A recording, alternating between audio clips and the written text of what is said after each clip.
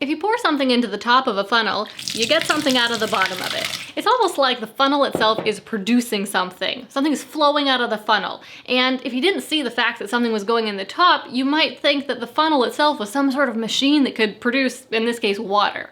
But the thing is that you can only get something out of the bottom of a funnel if you pour some sort of resource into the top.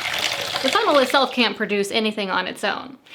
That seems super obvious when you're thinking about a physical funnel, but far too many people miss this obvious fact when they are building a different kind of funnel, a sales funnel. They think that they can just build this funnel and then it is automatically going to start creating sales for their business. But really, in order to have a sales funnel generate sales, you've got to pour something into the top of it. And that something is traffic. So in this video, I'm going to be showing you 3 important principles for generating traffic for your sales funnel. Last week, I showed you how to build a sales funnel. This week, we're going to talk about how to turn it on. I'll also be covering 3 big myths that hold a lot of people back from having a successful, profitable sales funnel. A funnel that looks a lot more like this.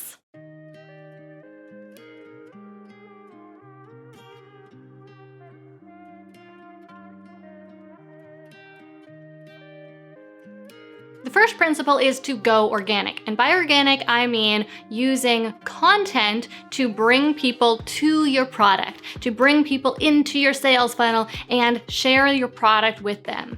And this is the opposite of paying for traffic. A lot of people, when they first realize, oh, I need traffic in order to make my funnel work, they immediately jump into paying for traffic. And they think that the thing holding them back from growing is their advertising budget. But in reality, a lot of money can be wasted on advertising if you get into it too soon. You need to start with organic methods so that you can have real conversations with people and learn what resonates with them, learn what attracts them. And then once you have a working organic traffic method, then you can scale that with paid methods. So save yourself some money, don't get into paid advertising too soon, instead focus on creating content. And that's exactly how I first got my business really working and earning a profit, was by creating content here on YouTube. By making videos, I was able to introduce my brand to thousands and thousands of people every month and get them to be aware that my products existed. Along with principle number 1, there is a myth. And that myth is that not having a big advertising budget is what's holding you back, or that you need a big advertising budget to grow, but that's simply not the case. If someone handed you all the money you needed to advertise your business right now, more likely than not, it would be lack of knowledge that would hold you back than lack of money. And in fact, that's even true in my business today. More often than not, I'm waiting for the right opportunity and having the right knowledge to be able to invest into my business rather than just waiting to have the capital to grow it.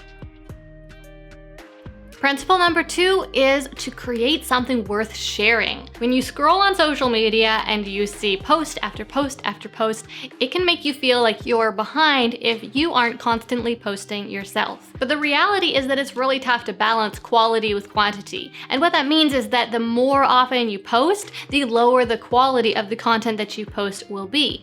And that's simply true because you won't be able to curate as much. You won't be able to be as selective with what you post and make sure that you're only posting the best of the best. So if you really want to grow your audience online, build your brand, and drive that traffic into the funnel, then you need to make sure that you are really sharing content that is worth sharing, something worth talking about, something really meaningful and impactful, so that when people see your content, they do exactly that, they share it. And that is how your brand will start to grow and multiply. Because when you post something on social media, or you put an article on your blog, or you put a video on YouTube, you're only directly reaching a small number of people who have already found you, the people who have already subscribed to your channel or already check your blog on a regular basis.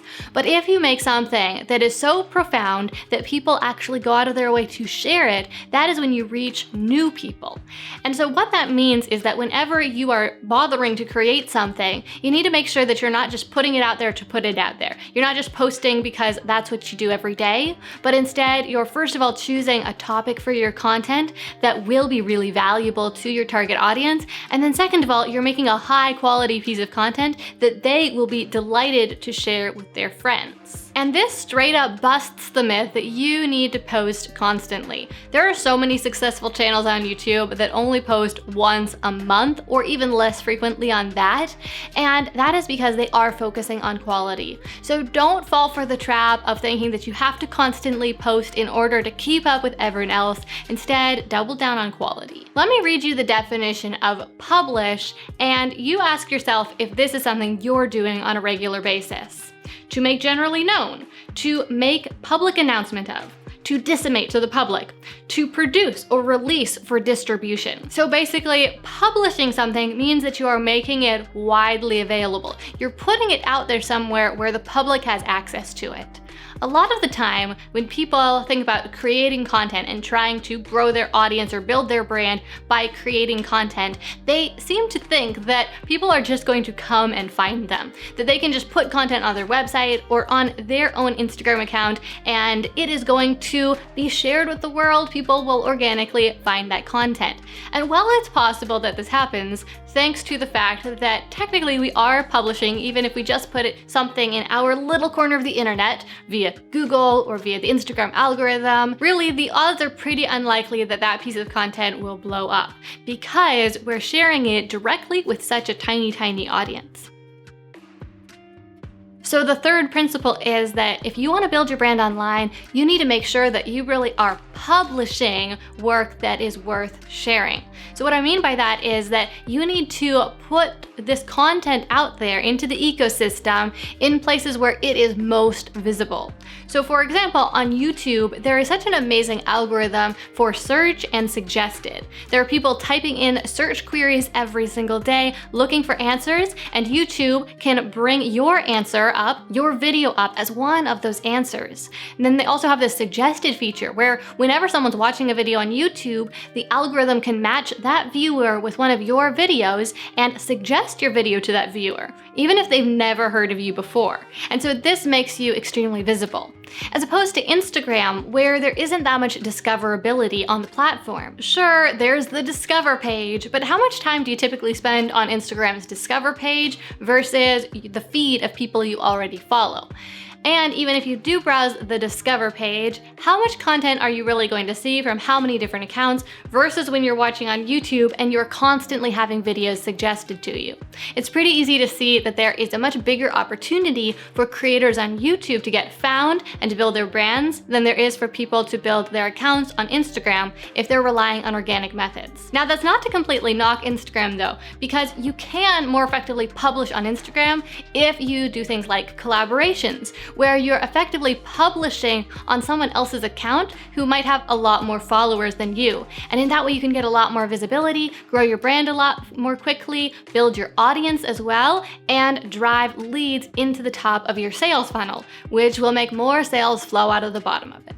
I know that these three principles might feel like stuff that you have heard before, and they might seem pretty basic, but the reality is that most people who are trying to build their brand online are not doing even these three things. They're either trying to pay for a shortcut to success, or they're believing the myth that by posting every single day, they're going to gradually grow their audience up. But the reality is that your audience is going to grow really slow if you're waiting for one new follower at a time. In order to blow up your brand online and grow really quickly, you're going to need to reach people in mass. And that can only happen when you first go organic, so you really learn what resonates with people, you create content that they will love and that is really high quality, and then you publish it really publicly so that they can find it. I'd love to know what questions you have about building your brand online. I always try to respond to every single comment that I get on my YouTube videos for the first 24 hours after they're published. So if you have any questions at all about growing your audience online or building your brand, just leave me a comment down below and I'll be sure to give you some advice.